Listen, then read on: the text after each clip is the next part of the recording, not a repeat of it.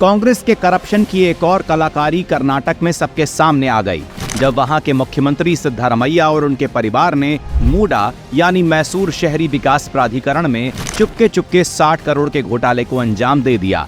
दरअसल कर्नाटक में अगर खेती की जमीन किसी शहर के विकास या प्रोजेक्ट में आती है तो उसे 50-50 के आधार पर शहर में जमीन दिए जाने की योजना थी।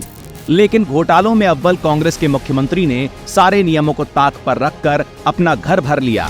2001 में सरकार ने 3.16 एकड़ जमीन का अधिग्रहण किया और मालिकों को योजना के तहत प्लॉट दिए गए। लेकिन 2004 में सिद्धारमैया के साले मल्लिकार्जुन स्वामी ने अवैध तरीके से उसी जमीन को अपने नाम करवा लिया।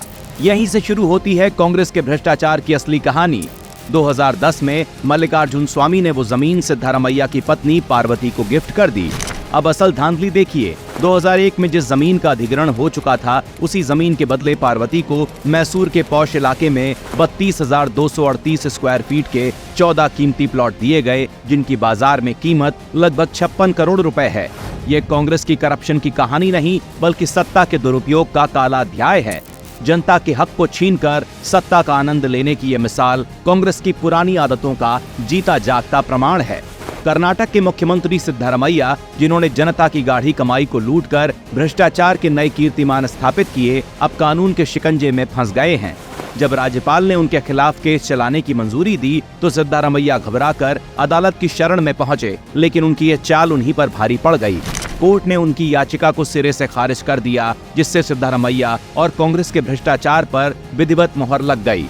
ये फैसला न सिर्फ कांग्रेस के भ्रष्टाचार को बेनकाब करता है, बल्कि सिद्धारमैया की सत्ता की भूख और जन विरोधी नीतियों का काला सच भी सामने लाता है। सत्ता पाने के लिए झूठ का सहारा लेना और सत्ता मिलते ही भ्रष्टाचार की हर हद पार कर देना कांग्रेस की पुरानी आदत है। आज पूरा देश देख रहा है कि एक ऐसी पार्टी जिसका मुखिया जनता से पहले अपने परिवार के हितों को साधता हो और जो पार्टी घोटाले में डूबी हो, वो विकास की राह पर राज्य को ले जाने में असमर्थ है। जिस सरकार की नींव ही भ्रष्टाचार और बेईमानी पर टिकी हो, उससे राज्य के उज्जवल भविष्य की उम्मीद करना बेवकूफी के सिवा कुछ नहीं। कांग्रेस का चेहरा अब बेनकाब हो चुका है और जनता इसे बर्दाश्त नहीं करेगी।